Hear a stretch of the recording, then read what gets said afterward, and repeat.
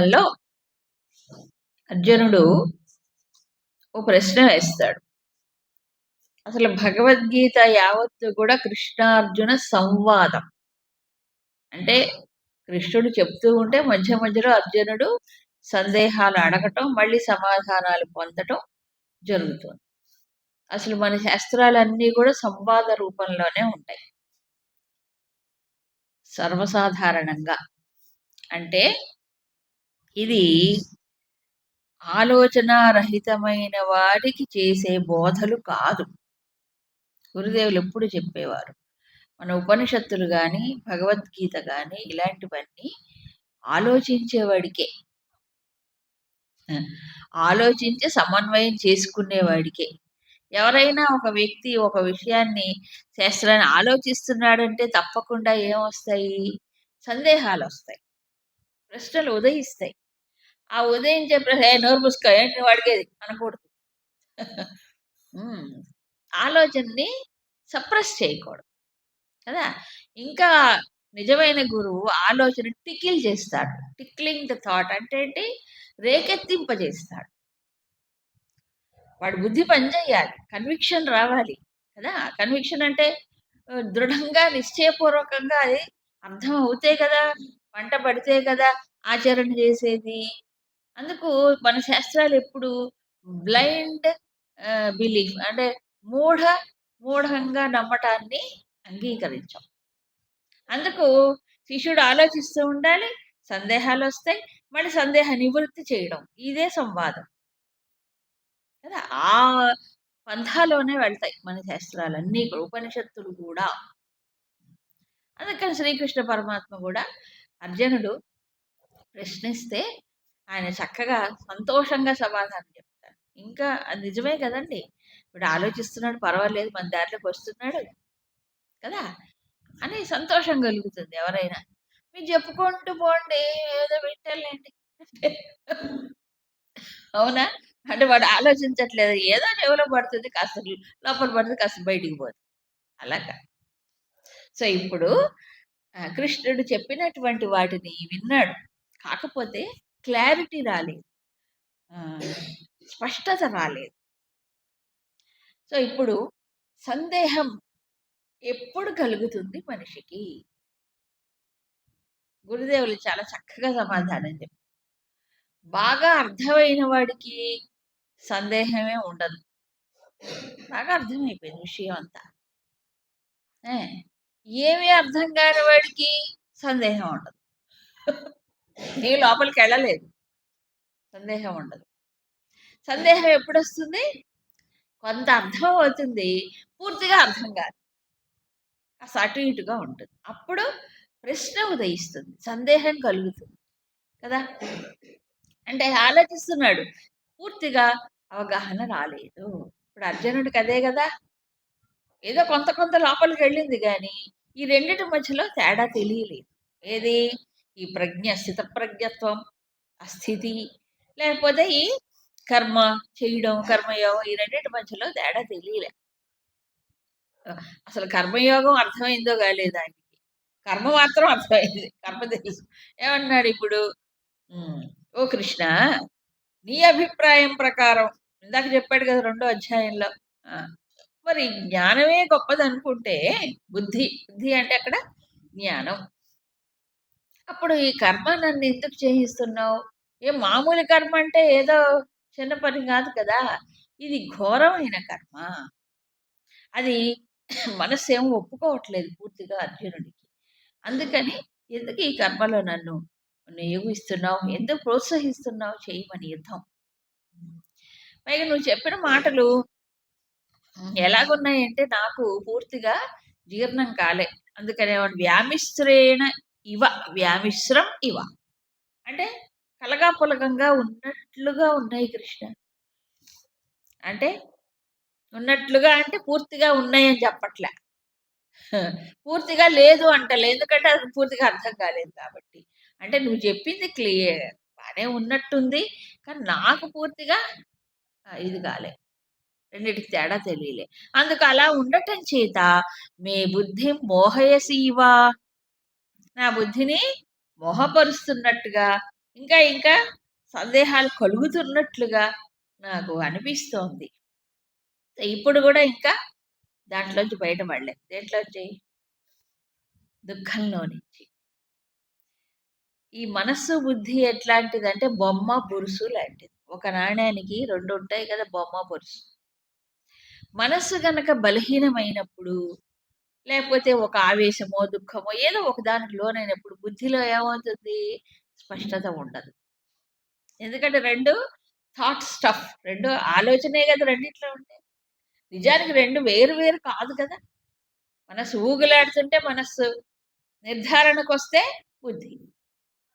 అప్పుడు మనసు ఇంకా దాంట్లోంచి బయట పడలేదు అర్జునుడు. తన దారిలోనే తానున్నాడింకా. ఈ దారికి పూర్తిగా రాలేదు. కొంచెం అటు చూసాడంతే. అందుకని ఇప్పుడింకా సందేహంలో పడ్డాడు గాబట్టి ఏమిటి? ఏకం నిశ్చిత్య. నాకేమో కలగాపులగం అనిపిస్తున్నాయి 2 కలిసిపోయినట్టు. అదా లేక ఇదా అనిపిస్తోంది. అందుకు నువ్వే నిర్ణయించి చెప్పు. అయితే ఆ నిర్ణయించేది ఎలాగా ఉండాలి? అది నాకు శ్రేయస్సు కలిగించేలా ఉండాలి. ఇది కాస్త వివేకం ఉన్నవాడు అడిగేది. నాకు శ్రేయస్సు కావాలని అందరూ అడగరండి. నాకేం గావాలి? శ్రేయస్సు గావాలని అడుగుతారు. శ్రేయస్సు అంటే ఏంటి? అప్పటికప్పుడు సుఖంగా ఉండాలి. ఇమ్మీడియేట్‌గా సుఖం రావాలి. స్విచ్ ఆన్ చేయగానే లైట్ వెలిగినట్టు వెంటనే వచ్చేసేయాలి సుఖం. అది ఆ వెంటనే వచ్చే సుఖము క్షణిక సుఖం అని గాని, అనిత్యము గాని వాడికి పూర్తిగా తెలీదు. ఒకవేళ తెలిసినా ఇంకో నిత్య సుఖం ఉన్నది, ఒక అనంత సుఖం శాశ్వతం ఉన్నదనే సంగతి తెలీదు పూర్తిగా. అందుకని ఏం కోరుకుంటాడు మాటిమాటికి? ఇదే. అందుకు తన శోకానికి నివారణ ఈ సామ్రాజ్యము గాదంటాడు. ఇంతకుముందు గుర్తుందా? ఏమిటి? త్రైలోక్య రాజ్యమపి. హ్మ్. సురేంద్రాణమపి అంటే దేవలోక రాజ్యం వచ్చిన, ఆ తర్వాత ఈ లోక సామ్రాజ్యం వచ్చిన నాకీ దుఃఖం పోదంటాడు. సో, దుఃఖానికి కారణం ఏంటంటే కేవలం లౌకిక సుఖాన్వేషణ కాదు. చూసారా? కొంచెం హైయర్ ఐడియల్ ఉంది అర్జునుడికి. కేవలం చిన్న చిన్న సుఖాలు, రాజ్యభోగాలు ఇవే కాదు. కదా! సో, కొంచెం లక్ష్యం ఉన్నతంగా ఉన్నవాడే. అందుకని దీనివల్ల నాకు సుఖం రాదు అని జెప్పాడు. అంటే ప్రేయస్సు కాదు, శ్రేయస్సునే కోరుకుంటున్నాడు. సరే. అప్పుడు భగవంతుడు మరి జగద్గురువు కాబట్టి అందరికీ కావాల్సినటువంటి మార్గములు సూచించాలి.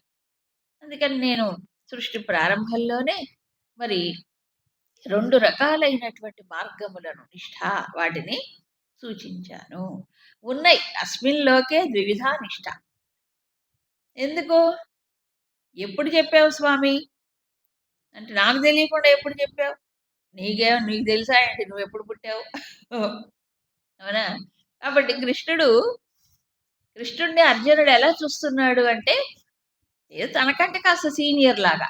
తనకంటే కాస్త ముందు పుట్టినవాడిలాగా. ఆ! అలా కాదు నాయనా అని మొట్టమొదటిసారిగా ఈ రెండో అధ్యాయంలో అది చెప్పడానికి అవకాశం దొరకల. ఈ మూడో అధ్యాయం ప్రారంభంలో తానెవరు? తాను కేవలము కృష్ణ అనే పేరు కలిగిన ఓ వ్యక్తి కాదు. వసుదేవనందనుడే కాదు అనే విషయం ఇక్కడ ఇండైరెక్ట్‌గా సూచించబడింది. పురా ప్రోక్త ఎప్పుడో సృష్టి ప్రారంభం. అంటే అప్పుడు ఉన్నట్టేగా. సో, ఎవరీయనిప్పుడు? ఈశ్వర.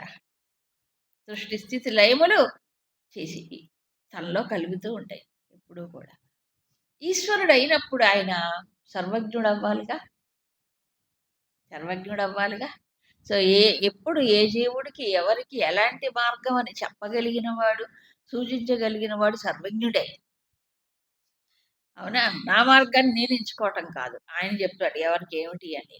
కాబట్టి సర్వజ్ఞుడు కాబట్టి ఆయన సృష్టి ప్రారంభంలోనే జీవుళ్ళకి ఇలా ఈ మార్గాలుంటాయి. చెప్పి ఎవరికి ఏ మార్గం? సాంఖ్యులకి జ్ఞానయోగం.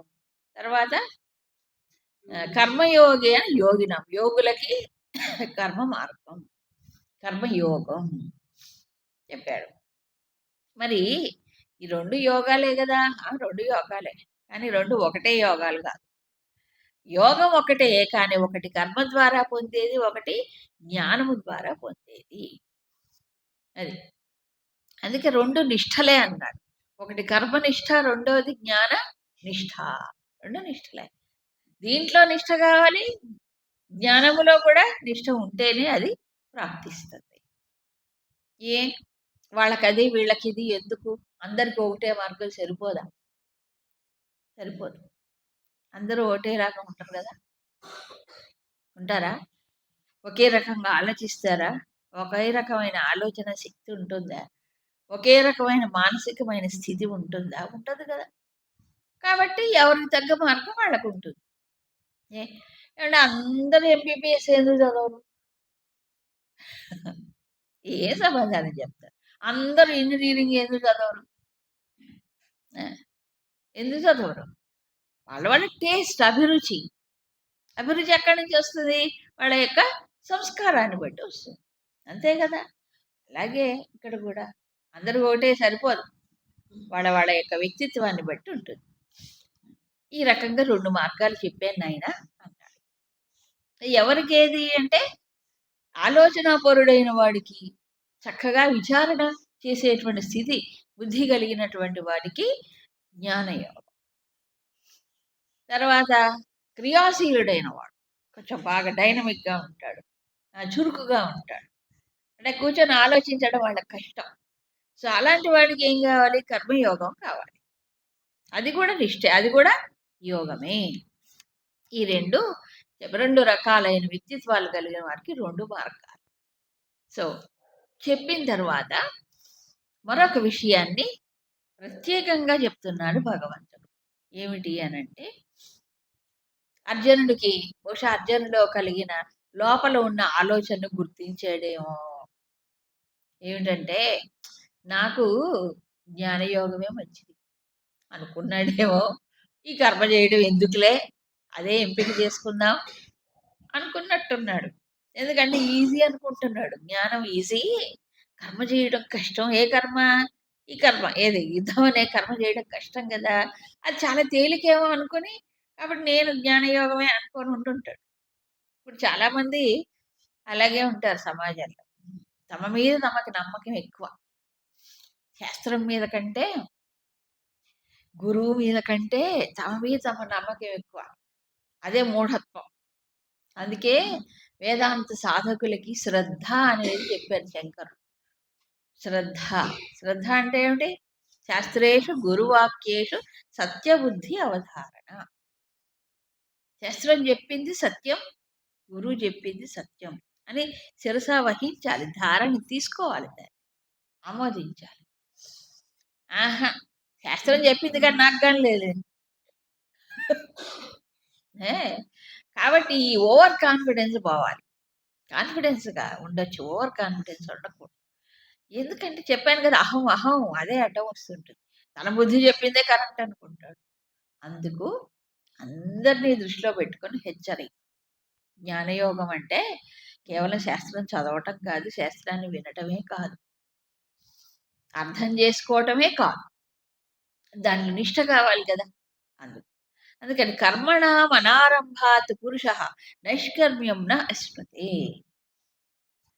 అనారంభం అంటే ఆరంభించకుండా ఉండడం. ఈ యుద్ధమే మొదలు కాలే. బాణమే వేయలేదు ఇంకా ఈయన. అవునా? కాబట్టి కర్మలు ప్రారంభించకుండా ఊరికే ఉంటే మాత్రం నైష్కర్మ్యం అనేది రాదు. నైష్కర్మ్యం అనేది ఒక స్థితి. ఇది జ్ఞాననిష్ట ద్వారా పొందేటువంటి స్థితి. కర్మ యోగమాచరించి అంతఃకరణ శుద్ధిని సాధించి తద్వారా జ్ఞానయోగ నిష్ట వల్లనే ఇది పొందుతాడు. అందుకు నైష్కర్మ్యం అనేది ఒక పరిపక్వమైన స్థితి అది. ఈయన ఎలా ఉన్నాడు? మొగ్గలా ఉన్నాడు ఇప్పుడు. మొగ్గ ఒకేసారి డైరెక్ట్‌గా పండవుతుందా? అవ్వదు కదా! ఎంత ట్రావెల్ చేయాలి, ఎంత ఇంకా మరి ప్రయత్నం చేయాలి. అందుకు అసలే ప్రారంభించకుండా ఉంటే వాడికి కర్మరహిత స్థితి ఎలా వస్తుంది? నిన్న ఉదాహరణ చెప్పుకున్నాం. మనవడు బడికెళ్ళేవాడు. తాతగారు రిటైర్ అయిపోయినోడు. ఆయన విశ్రాంతిగా ఉండాలి. వీడు ఆ! చదువుకోవాలి, కష్టపడాలి, పని చేయాలి, శ్రమించాలి. అవునా? సో, ఆ విశ్రాంతి స్థితి ఎప్పుడొస్తుంది? ఇన్ని రోజులు కష్టపడితేనే వస్తుంది. లేతే రాదు కదా! అట్లాగే ఆ! కాబట్టి నైష్కర్మ్యం అంటే కర్మరహిత స్థితి. అంటే కర్మ చెయ్యాలి అనేటువంటి ఒక ప్రేరణ లోపల పుట్టకుండా ఉండాలి. అది. ఆ ప్రేరణ పుట్టకుండా ఉండాలంటే వాసన లేక దానికి కారణం. ఈ వాసన క్షయము ముందు కావాలి. వాసన క్షయం అవుతే అప్పుడు కోరికలు పుట్టవు. కామనారహితుడు స్థితప్రజ్ఞుడు గురించి చెప్పినట్లే దాదాపు. అప్పుడు కోరికలు పుట్టకపోతే కర్మ చేయాల్సిన అవసరం ఉంటది. అది. అదే సిద్ధి అన్నాడు రెండవ పాదంలో సిద్ధి. సిద్ధి అంటే ఏంటి? ఏది సాధించాలో జీవితంలో అది. ఏం సాధించాలి జీవితంలో? ఏం పొందాలి మనిషి? హాయిగా తనలో తాను సుఖంగా ఎప్పుడూ ఉండాలి. ఇది కదా! ఆత్మన్యేవ ఆత్మనా తుష్టః. ఏ దేనిపైన, ఏ పరిస్థితి పైన, ఏ కర్మఫలం పైన, ఏ వ్యక్తి పైన, ఏ సంఘటన పైన ఆధారపడకుండా ఉండటమే కదా! ఇది నిజమైన స్వతంత్రత. ఆ సిద్ధి ఇప్పుడు నచ సన్యసనాత్ అంటే ఏంటి? కర్మలని సన్యసించటం. అంటే జ్ఞానము లేకుండా కర్మల్ని సన్యసించడం. జ్ఞానమే అవసరం లేదు. కర్మల్ని మాత్రం వదిలేస్తాడు.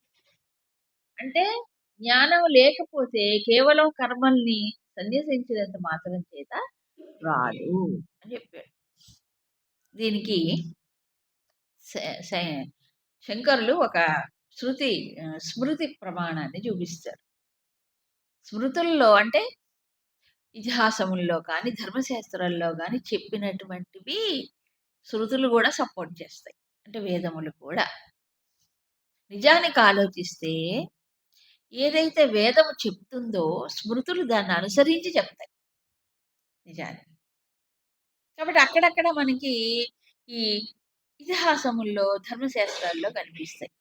ఏమంటారంటే, జ్ఞానముత్పద్యతే పుంసాం క్షయాత్ పాపస్య కర్మణః.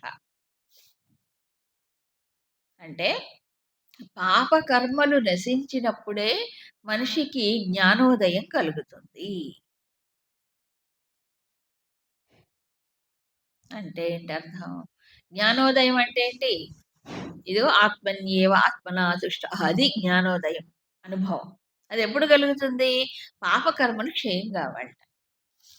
అందుకే పూర్వం మహారాజులతో సైతం ఇది బ్రాహ్మణులే కాకుండా యజ్ఞయాగాదులు చేసేవాడు ఆ రోజుల్లో. ఎన్నో చేసేవాడు. అంతులేని అవన్నీ కూడా. ఎందుకని? అవన్నీ పాపక్షయం కోసమే. పైగా అవి చేసేటప్పుడు వాళ్ళు కొంతమంది కామ్యకర్మలు చేసినా నిష్కామంగానే లోక కళ్యాణం కోసం చేసి అది అక్కడ. అప్పుడు ఏం జరుగుతుంది అనంటే పశ్యత్యాత్మానమాత్మని ఇదే మాట భగవద్గీతలో చెప్పాడు చూడండి. పాపకర్మ క్షయమైనప్పుడు ఏం జరుగుతుంది? అద్దం చూసుకుంటే ముఖం కనిపించినట్లు ఉదాహరణ. తనలో తాను చూసుకుంటాడు. తనని తాను చూసుకుంటాడు. తనలో తానే తనని చూసుకుంటాడు. అంటే ఆత్మ అనుభవం కలుగుతుంది. ఈ జీవుడేమో పోతాడు. పాప ప్రక్షాళనం అయిన తర్వాతనే జ్ఞానం కలుగుతుందని చెప్పాడు క్లియర్‌గా. ఏమిటి పాపం? ఈ వాసనలే. పాపం, పాపం అంటే ఎక్కడో ఏం లేదు. ఈ వాసనలున్నాయి. అవి మాటి మాటికి ఏమవుతున్నాయి? ప్రపంచం వైపు తిప్పుతాయి. ఆత్మ వైపు వెళ్ళవు. అది. సో, ఆత్మ వైపు తిరగాలంటే ఏం చేయాలి? ఈ బహిర్ముఖత్వం పోవాలంటే ఆ ప్రెషర్ తగ్గాలి. వాసన యొక్క ఇది తగ్గాలి, తొలగిపోవాలి కూడా. ఆ క్షయం చేసుకోకుండా వాసనలు ఆ! ఏకంగా సిద్ధిని పొందాలంటే సాధ్యమా? అందుకని సన్యసనాత్ అంటే కర్మ పరిత్యాగం వల్ల మాత్రమే రాదు. కర్మ ఏం చేయాలప్పుడు? జ్ఞానంతో ఇది సాధ్యమవుతుంది. కర్మ పరిత్యాగం చేస్తే జ్ఞానము రాదు. జ్ఞానములో సిద్ధి, నిష్ఠ గూడా కలగదు. అది స్పష్టంగా చెప్పాడు. చాలా స్పష్టంగా. కాబట్టి ఏమిటి ఈ రెండిటికి రిలేషన్ ఇప్పుడు? కర్మ చెయ్యాలి. అది నిష్కామ కర్మ అయి ఉండాలి. అంటే బుద్ధి యోగాన్ని ఆచరించాలి. అప్పుడు ఏమవుతుంది? కాస్త పాత్ర శుద్ధి అవుతూ ఉంటుంది. అప్పుడు జ్ఞాన యోగానికి కావలసినటువంటి ఒక అర్హత లభిస్తుంది. అంటే శ్రవణం చేసినా నిలుస్తుంది. మననం చేసినా అది ఉపయోగపడుతుంది. అది నిధిధ్యాసన వైపు మళ్ళిస్తుంది. ఈ లేకుండా ఏది కర్మక్షయం లేకుండా లేదా కర్మయోగ ఆచరణ అసలే లేకుండా ఉంటే ఏమవుతుంది? జ్ఞానం ఉంటుంది గాని ఉపయోగపడదు. ఎక్కడుంటుంది జ్ఞానం? బుద్ధిలో ఉంటుంది. సమయానికి ఏది గుర్తురాదు. ఎందుకు రాదు? ఈ సంస్కారాలు అడ్డం వస్తాయి. ఆ పొరలు, తెరలు ఉన్నాయి చూసారా? అవి అడ్డం వస్తాయి. స్ఫురణ రాదు. మననంలో కూడా ఎళ్ళలేడు. స్వాధ్యాయనం మాత్రం జరుగుతుంది. స్వాధ్యాయనం అంటే తనకు తానుగా చదువుకోవడమే. కానీ అప్లికేషను మననం జరగాలి కదా! మననం ఎప్పుడు? ఆ లోపల వచ్చే సంఘర్షణలు మానసికమైనవి. దానికి ఇది ఆ సమయంలో ఇది గుర్తు రావద్దు. గుర్తు రావాలంటే ఏం కావాలి కాస్త? ఇది శుద్ధం అవ్వాలి. అప్పుడు మననంలోకెళ్తాడు. మననంలో నిష్ట కలిగితే కదా నిధిధ్యాసన, ధ్యానము. అందుకని చెప్పాడాయన. ఓహ్! అయినా కూడా అర్థం కాలేదనుకోండి. మళ్ళీ చెప్తున్నాడు కృష్ణుడు. ఏమిటంటే, కర్మల్ని మానేయడం అంత తేలికేమి గాదు నువ్వనుకుంటున్నావేమో. అందుకని కశ్చిత్ క్షణమపి ఆ! అకర్మకృత్ నహి తిష్టతి. ఎవరైనా సరే కర్మలు మానేసి ఒక క్షణం కూడా కూర్చోలేడు. అవశః కార్యతే కర్మ. ఏదో ఒక పని తప్పనిసరిగా చేస్తూ ఉంటాడు. ఎలా? ప్రకృతి జైః గుణైః. ఈ ప్రకృతి యొక్క గుణాలుంటాయి గదా! అవేం జేస్తాయి మనిషిని? ప్రేరణ కలిగిస్తాయి. అంటే కదిలిస్తాయి. సో, కదిలించేవి లోపలున్నప్పుడు కదలకుండా ఉంటాడేంటి? ఈ ప్రేరణ పెట్టేదేమిటి? సంస్కారాలే. సో, దాన్ని బట్టి ఈ దృష్టి పోతుంటుంది. ఎటు పోతుంది? ఏదో ఒక చలనం, సంచలనం. ఏ ఇంద్రియాలు కదులుతుంటాయి? మనసు కదులుతుంది. బుద్ధి నిలుస్తుందా? విచిత్రం ఏంటంటే, జ్ఞానం సంగతి దేవుడెరుగు చేసే కర్మ మీదే దృష్టి ఉండదు. ఇంక జ్ఞానం పైన దృష్టి ఉంటుందా? ఉండే ఆస్కారం లేదు. ఎవరైనా అంతేనా? ఎవరైనా అంతే. అందుకు కర్మయోగ ఆచరణ ముందు కావాలి. అంతేగాని 2 ఒకేసారి చేస్తామండి మేము. ఏది? ఓ పక్కన కర్మయోగం, ఓ పక్కన కుదరదు. కుదరదు. సముచ్చయం కాదు. 2 కలిపి ఆచరణ చేసేది కాదు. ఏదో ఉప్పులో పప్పు, పప్పులో ఉప్పు ఏసినట్టు కాదు. మరేమిటి? ముందు ఇది, దీనివల్ల కొంత పాత్రత లభిస్తుంది. తర్వాత జ్ఞానయోగం అనేది అతనికి సహాయపడుతుంది. లేకపోతే ఏముంది? ఇది లేకపోతే ఏది? కర్మయోగ ఆచరణ లేకపోతే జ్ఞానం ఉన్నా దండగే. దాంట్లో నిష్ఠ రాదు. కదా! ఆ! అందుకని చెప్పాడు. ఇప్పుడు డాక్టర్ కోర్స్ చదవాలి. ముందు ఏం చేయాలి? ఇంటర్మీడియేట్ పాస్ అవ్వాలి. తర్వాత ఎంట్రన్స్ టెస్ట్ పాస్ అవ్వాలి. ఇన్ని జరుగుతాయి కదా! ఎక్కడైనా అంతే. ఏ ఫిల్టరేషన్ లేకుండా డైరెక్ట్‌గా ఏ పదవి రాదు. రిజర్వేషన్‌లు ఉన్నవాడికి వస్తాయేమో కానీ దండగే. ఇక్కడ రిజర్వేషన్‌లు ఉండవు. ఇది తనలో తాను పొందవలసినటువంటి భగవంతుడు అట్లా లేదు. ఆ మార్గం లేదు. సో, ఇప్పుడేం చేయాలి? కర్మయోగాన్ని ఆచరణ చెయ్యాలి. సో, దాంట్లో మళ్ళీ ఇక్కడ కూడా భగవంతుడు జాగ్రత్త ఒక హెచ్చరిక చేస్తున్నాడు. ఏమిటి? జ్ఞాననిష్ట, జ్ఞానానుభూతి, ధ్యానం అనుకుంటారేమో! ఒకవేళ కర్మయోగం ఆచరించకుండా అలాంటి ప్రయత్నం ఏమైనా చేసినా కూడా అతను మిథ్యాచారుడే అవుతాడు. గంట కొట్టి మరీ చెప్పారు. మిథ్యాచారుడు అంటే ఎవరు? విమూఢాత్మ. అంటే బాగా విశేషమైన మూఢత్వం. హ్మ్. ఆ! ఎప్పుడు? చెప్తున్నాడు. కర్మేంద్రియాణి సంయమ్య మనసః ఇంద్రియార్థాన్ స్మరన్ ఆస్తే. ఏం చేస్తున్నాడు? కర్మేంద్రియాలు కర్మ చేసేటువంటి ఇంద్రియాలు మాత్రం ఆపుతున్నాడు. కర్మ చేయకుండా. కానీ, కానీ ఇంద్రియార్థాన్ అంటే ఇంద్రియ విషయాలు ఏవైతే ఉన్నాయో అవేమవుతున్నాయి? బయటుంటాయి. బయట ఉన్న వాటిని తాను కదలకుండా మనసుతో స్మరిస్తున్నాడు. మనసుతో స్మరిస్తాడు. అవునా? ఎందుకు మనసుతో స్మరిస్తాడు? ఈ లోపల సంస్కారాలు ఉన్నాయి గదా! ఇంతకుముందు అనుభవించిన కర్మ సంస్కారాలు అవి లోపల నుంచొస్తాయి. సో, మనిషికేంటంటే 2 ఉన్నాయి. ఒకటి బయట నుంచొస్తాయి, కొన్ని లోపల నుంచొస్తాయి. అవును. ఇప్పుడు అన్నీ కట్టేసి కూర్చున్నాడు. సరే ఈ కళ్ళు అన్నీ మూసుకున్నాడు. మరి లోపల ఇంతకుముందు ఉంటాయిగా సంస్కారాలు అవన్నీ ఎక్కడి నుంచొస్తాయి? లోపల నుంచే వస్తాయి.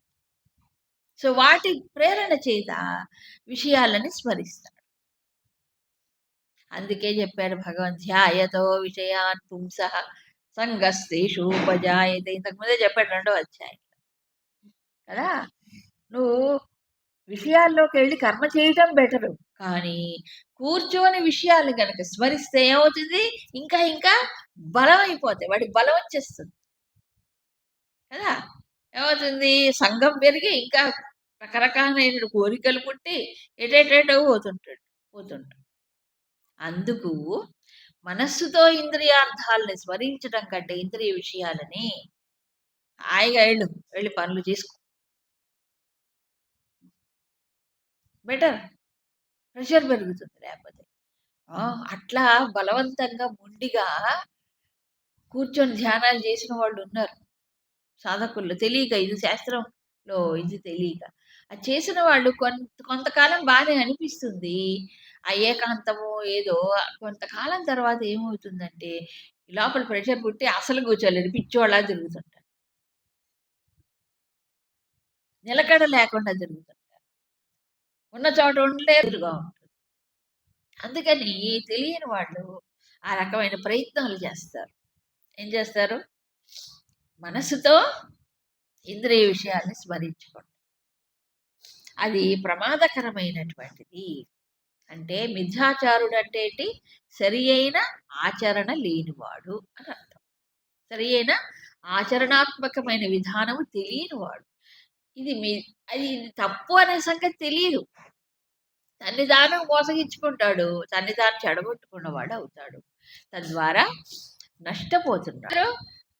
ఇది చేయలేరు. మనసు ఎదురుగా ఉంటుంది. అందుకని తెలియని వాళ్ళు ఆ రకమైన ప్రయత్నాలు చేస్తారు. ఏం చేస్తారు? మనసుతో ఇంద్రియ విషయాల్ని స్మరించుకోండి. అది ప్రమాదకరమైనటువంటిది. అంటే మిథ్యాచారుడు అంటే ఏంటి? సరి అయిన ఆచరణ లేనివాడు అని అర్థం. సరి అయిన ఆచరణాత్మకమైన విధానము తెలియనివాడు. అది తప్పు అనే సంగతి తెలియదు. తన్ని తాను మోసగించుకుంటాడు. తన్ని తాను చెడగొట్టుకున్నవాడు అవుతాడు. తద్వారా నష్టపోతున్నాడు. ఏం నష్టపోతున్నాడు? ఎనర్జీ వేస్ట్ అయిపోతుంది. అట్లా ఎందుకంటే మనసు చాలా వేగం ఇంద్రియాల కంటే, శరీరం కంటే. ఈ వేగవంతమైన మనస్సుని ఒక్కసారిగా అట్టి పెడితే అది ఊరుకోదు కదా! దాని ప్రెషర్ తగ్గించుకొని శుద్ధమైతే అది కాసేపు కూర్చోమంటే కూర్చుంటుంది. లేదా కాబట్టి ఆ ప్రెషర్ క్రియేట్ చేస్తే అది ఊరుకోదు కదా! అందుకని ఏం చేస్తుంది? వేగంగా వెళ్ళిపోతుంది. ఇంకా ఇంకా ఇంకా పెరిగిపోతుంది. అందుకే చూడండి, ప్రిపరేషన్ లేకుండా ఈ ధ్యానంలో కూర్చున్నప్పుడు ఈ మానసికమైనటువంటి ఏమిటంటారు వైకల్యములు వస్తాయి. వైకల్యాలంటే డిస్టర్బెన్సెస్ వస్తాయి. కాబట్టి ఏం చేయాలి? దీన్ని ముందు శుద్ధం చేసుకోవాలి. ఎలాగంటే అంట్లు తోమకుండా వంట చేస్తారా? చెప్పండి. భాండ శుద్ధి లేని పాకమేలా. ఇప్పుడు ఈ పాత్ర శుద్ధం చేసుకోవాలి. ఏది? అంతఃకరణం అనే పాత్ర. శుద్ధం చేసుకోవడానికి ఏమిటి మార్గం? కర్మయోగం అని చెప్పాను కదా! అది. అది ఆ దృష్టి లేకుండా, ఆ నిష్ట లేకుండా మేము డైరెక్ట్‌గా వెళ్ళిపోతాం. మాది విహంగ మార్గం. మేము ప్లేన్‌లోనే తిరుగుతాం. కింద నువ్వు ఉన్నది కింద. అవునా? పైన ఎలా ఎగురుతావు? దానికి కావాల్సినటువంటి యోగ్యతని, అర్హతని ముందు సంపాదించుకోవాలి. అప్పుడు వెళ్ళొచ్చు. జ్ఞాన నిష్ఠ అనేది కలుగుతుంది. హెచ్చరిక చెప్పి ఇక తరువాత ఈ కర్మయోగం ఆచరణ ఎలా చెయ్యాలి? ఏ రకంగా చెప్పాడు. యహతు ఈ మిథ్యాచారుడికి ఇది విలక్షణమైనటువంటి ఆచరణ. ఏది? ఈ కర్మయోగం. ఎలాగో చెప్తున్నా. యహతు ఇంద్రియాణి మనసా సంనియమ్య. చదువుకోవాలి కదా. యస్మింద్రియాణి మనసా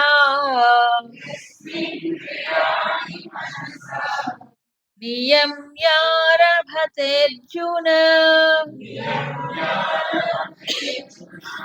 కర్మేంద్రియై కర్మయోగం అసక్త స విశిష్యతే నియతం కురు కర్మత్వం కర్మజ్ఞాయో హ్యకర్మణః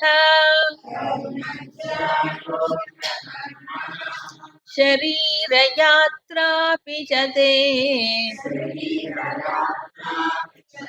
న ప్రసిద్ధేద కర్మణః.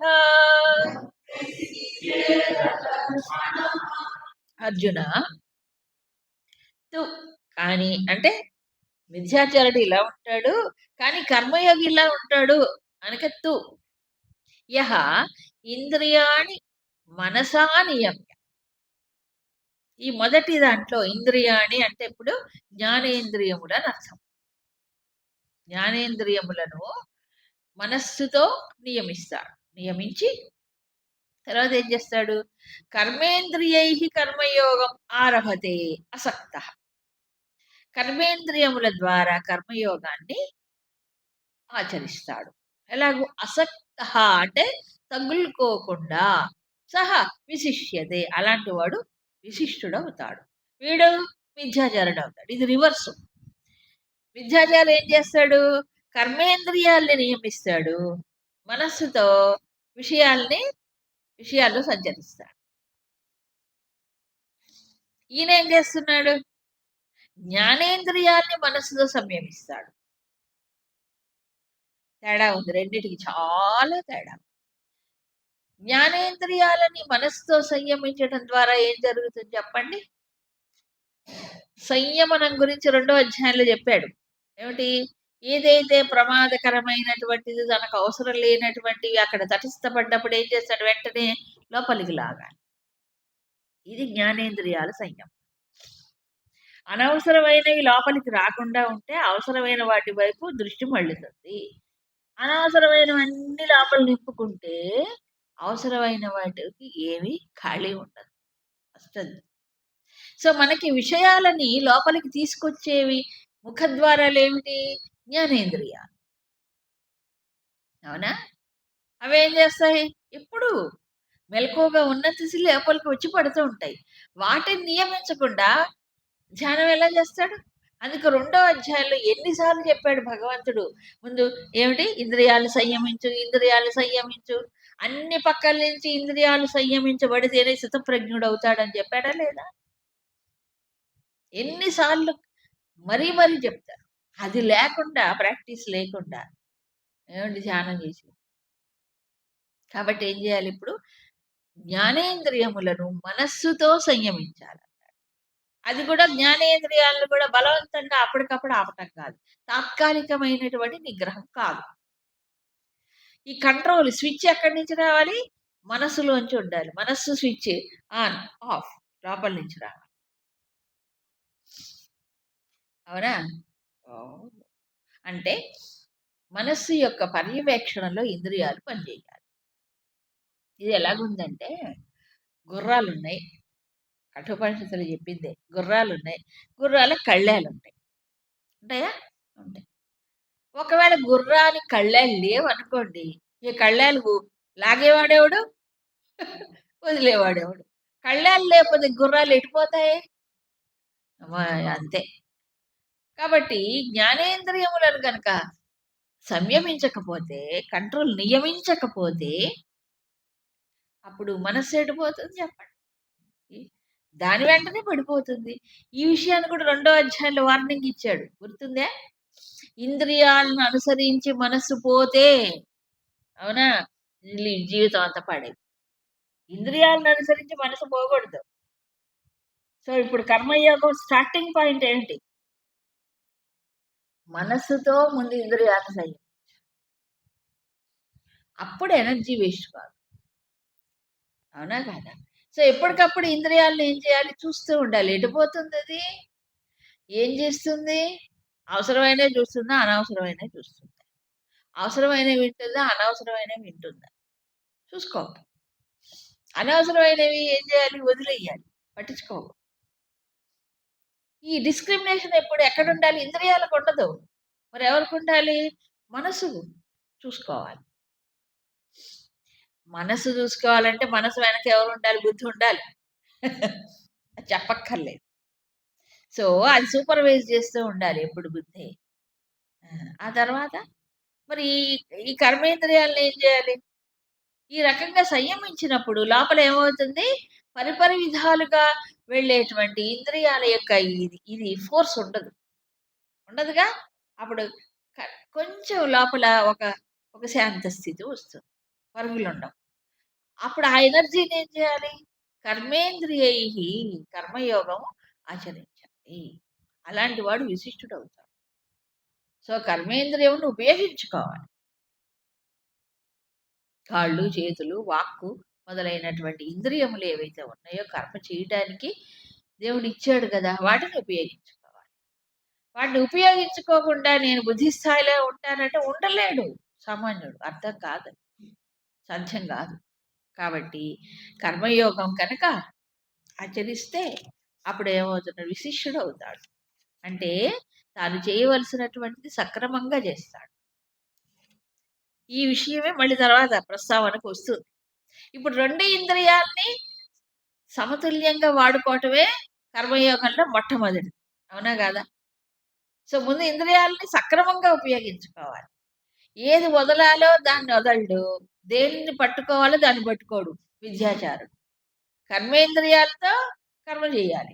జ్ఞానేంద్రియాలు మాత్రం ఏం చేయాలి? సంయమించాలి, నియమించాలి. ఈళ్ళేం చేస్తాడు? కర్మేంద్రియాలు మాత్రం నియమించి తర్వాత మనస్సుతో విషయాలు. ఈ ఇంద్రియాలతో కూడా సంబంధం ఉండదు. డైరెక్ట్ మనస్సే అది. అవునా? ఇంద్రియాలతో కూడా సంబంధం ఉండదు. కాబట్టి మనస్సుతోనే విషయాల్లోకి వెళ్ళిపోతాడు. ఆ ప్రమాదం కదా! చాలా ప్రమాదం కదా! మనసు ఇంకా వేగమైంది కదా! అది సంగతి. సో, ఇప్పుడు చెప్పి ఈ రెండిటికి తేడా ఎంత స్పష్టంగా చెప్పాడు చూడండి భగవంతుడు. ఇహ ఇంతకి నేను ఈ కర్మయోగము ఈ ఎక్కడి నుంచి ప్రారంభించాలి? ఫస్ట్ స్టెప్ ఏమిటి? ఎలా చెయ్యాలనేది చెప్పాడు ముందు. అంటే జ్ఞానేంద్రియాలు సంయమించాలి, కర్మేంద్రియాలను ఉపయోగించుకోవాలి, మనసు ద్వారా నియమించాలి అని చెప్పాడు. ఇప్పుడు ఫస్ట్ స్టెప్ ఏమిటి? అసలు ఎలాంటి కర్మలు చేయాలి? అది కూడా వస్తుంది కదా! కర్మయోగం చెయ్యాలి, చెయ్యాలి, చెయ్యాలి. ఎలాంటి కర్మను చేయాలి నేను? మొట్టమొదటిగా సో, అది కూడా చెప్తాను చూడండి 8. నియతం కురు కర్మత్వం కర్మజ్యాయో హ్యకర్మణః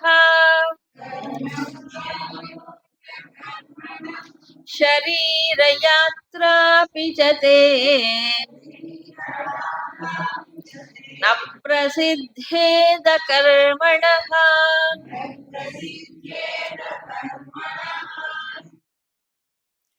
ఇది ఇది కూడా ఒక రకంగా ఏ స్టెప్ మొట్టమొదటి స్టెప్ ఏమిటి కర్మయోగంలో? దాని తర్వాత ఏంటి? దాని తర్వాత ఏంటి? ఎవరైనా ఉద్యోగంలో చేరినప్పుడు అంటే దాని క్వాలిఫికేషన్ డైరెక్ట్ ఐఏఎస్, కొంతమంది డైరెక్ట్ కలెక్టర్ అయిపోతాడు. దానికి తగిన అర్హత ఉంటే, లేకపోతే ఏమవ్వాలి? ముందు ఏదో ఒక ర్యాంకు, ఆర్డీఓ ర్యాంకు, ఏ ర్యాంకులో ఉంటాడు. అవునా? తర్వాత డిప్యూటీ కలెక్టర్, ఆ తర్వాతే కలెక్టర్. అవునా? ఈ కర్మయోగం ఆచరణ కూడా ముందు గ్రాడ్యుయల్‌గా పోవాలి. క్రమంగా పోవాల్సిందే తప్ప, ఏకంగా నేను ప్రపంచాన్ని ఉద్ధరిస్తాను, లోకోద్ధరణ చేస్తాను అనుకుంటే ఫెయిల్. Utter fail. అందుకని ముందు నువ్వున్న చోట నువ్వు చూడు. నువ్వేది చెయ్యవలెనో అది చెయ్యి. అంటే కర్తవ్య కర్మని విస్మరించకూడదనేది భగవద్గీతలో సెంట్రల్ థీమ్. ముఖ్యమైనటువంటి ఉద్దేశ్యం. అర్జునుడికి చెప్పటమే కాదు అందరికీ చెప్పేదది. ఏమన్నాడు? త్వం నియతం కర్మ కురు. ఇది మెసేజ్. నీవు నియత కర్మని చేయి. ఎందుకు? ఎందుకు చేయాలి నేను? అకర్మణః కర్మ జ్యాయః హి. అంటే అకర్మణః అంటే కర్మ మానటం కంటే కర్మ చేయటము గొప్పది కదా! శ్రేష్టము కదా! జ్యాయః అంటే గొప్పది కదా! ఇది వార్నింగ్ ఎవరికి? నేను అన్ని పనులు మానేయాలి. నాకే కర్తవ్యము వద్దు. బాధ్యత వద్దు. బాధ్యతలంటే కొంతమందికి మూలుగుతుంటాడు బాధ్యత. బాధ్యత అంటే కర్తవ్యం. చేయవలసినటువంటి.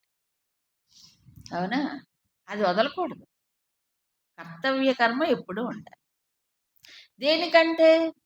అది మానటం కంటే. ఏ పని కర్తవ్యాలన్నీ వదిలేసి కూర్చోవడం కంటే. ఇందాకే చెప్పాడు. నచ సన్యసనాత్ చెప్పలే? వదిలేస్తే మాత్రం వస్తుందో రాదు. కానీ దాన్ని ఇప్పుడు పాజిటివ్‌గా చెప్తున్నాడు. కర్మలు మానటం కంటే నియత కర్మ చేయటం మంచిది. ఇక్కడ నియత కర్మ అన్నాడు గాని నిషిద్ధ కర్మ చెప్పలేదండోయ్! నిషిద్ధ కర్మ, నియత కర్మ, కామ్య కర్మ ఇవన్నీ ఉంటాయి కదా! నిష్కామ కర్మ. ఆ! ఇక్కడ చెప్పింది నియత కర్మ. ఇది కామ్య కర్మ కాదు, నిషిద్ధ కర్మ కాదు. నిషిద్ధ కర్మ గురించి ఇక్కడ చెప్పడు అసలు. అవసరం లేదు. కామ్య కర్మ కాదు ఇది. నియత కర్మ. ఏంటి తేడా రెండిటికి? నియత కర్మకి, కామ్య కర్మకి తేడా ఏమిటి? కోరికతోనే చేసేది. ఇదే ఫలితం రావాలి అని ముందుగానే ఆలోచించి అట్లాగే కావాలని కోరుకుంటూ చేసేది కామ్య కర్మ. నియత కర్మ అంటే ఏంటి? కర్తవ్య కర్మ. ఏ వ్యక్తికి జీవితంలో ఆ సందర్భంలో ఏది చెయ్యదగునో అది ఆ కర్మ. సో ఒక్కొక్క మనిషికి వారి వారి యొక్క స్థానాన్ని బట్టి, సందర్భాన్ని బట్టి అది కర్తవ్యమై ఉంటుంది. అందరికీ ఒకటే రకమైన కర్తవ్యం ఉండదు. అవునా కదా! అని చెప్పాడు. అయితే అక్కడ అది కర్తవ్యమై ఉండాలి. రెండోది ఫలము కోసం చేయకూడదు అక్కడ కూడా. కర్తవ్య కర్మ అంటేనే నువ్వు ఫలితం కోసం చెయ్యొద్దని అర్థం. కర్తవ్యం అంటే ఏంటి? ఆబ్లిగేషన్. అబ్లిగేటరీ డ్యూటీ. తప్పనిసరిగా నువ్వు చెయ్యాలి. ఫలితం వస్తుందా రాదా పక్కన పెట్టి చెయ్యి. అదే కర్తవ్య కర్మ. కర్తవ్య కర్మ ఉద్దేశ్యమే అది. కర్తవ్యం అంటే యూ హ్యావ్ టు డూ అంతే. దాన్ని మానడానికి వీల్లేదు. నాకు అది వస్తేనే చేస్తాను నథింగ్ డూయింగ్. దానికోసమే చేస్తాను నథింగ్ డూయింగ్. ఇలాగుంటేనే చేస్తా. కామ్య కర్మ కాదు. కోరికతో చేయకూడదు. నువ్వు చేయవలసింది కాబట్టి చెయ్యాలి అంతే. అలా మనిషికి ప్రతి మానవుడికి తన జీవితంలో వాళ్ళ యొక్క స్థితిగతులను బట్టి కర్తవ్య కర్మ ఉంటుంది. అది చేయకుండా అకర్మణ అది మానేసేసి ఉంటే తప్పు. అందుకు కర్మ మానడం కంటే కర్తవ్య కర్మ, నియత కర్మ చేయడం మంచిది. నేను చేయను అంటే చెప్తున్నాడు. చేయకుండా ఉంటే ఇది కూడా దొరకదు. ఏం దొరకదు? భోజనం కూడా. శరీర యాత్ర ఆపి నప్రసిద్ధేది అకర్మణ. శరీర యాత్ర. ఈ శరీరం పుట్టిన దగ్గర నుంచి పోయే వరకు మరి నడవాలి కదా! పోషింపబడాలి కదా! శరీరం పోషింపబడాలంటే ఏం కావాలి దానికి? పోషణ కావాలి. పోషణ కావాలంటే ఏం చేయాలి? దానికి తగినటువంటి కర్మ చెయ్యాలి. అవునా కాదా? నేనేం చేయను. నాకు అన్ని వడ్డించినట్టుగా అందరు నేనేం పట్టించుకొని నాకు అన్ని కావాలంటే ఎవరైనా చేస్తారండి? ఎవ్వరు ఒప్పుకోరు ఈ ప్రపంచంలో. ఇంట్లో వాళ్ళు కూడా ఒప్పుకోరు. ఇంట్లో వాళ్ళు కూడా ఒప్పుకోరు. ఒప్పుకుంటారా? ఒప్పుకోరు. నువ్వు బాధ్యత తీసుకొని, కర్తవ్యాన్ని తీసుకొని చేస్తుంటే నీకు ప్రేమగా అవన్నీ చేస్తారు. ఏం బాధ్యత లేకుండా నాకంతా ఇది కావాలంటే ఎవ్వరు తిట్టి చేస్తారు. అవునా కాదా? అది. అందుకు శరీర యాత్ర గడవాలన్నా ఏం చేయాలి? కర్మ చెయ్యాలి. నప్రసిద్ధేది అకర్మణ చెప్పాడు. చాలా స్పష్టంగా చెప్పాడు. అంటే నీ జీవనం గడవాలన్నా, శరీర పోషణ కావాలన్నా కర్మ చేయాలి. ఇంకా సింపుల్‌గా చెప్పనండి. తిన్నది అరగాలన్నా చేయాలి.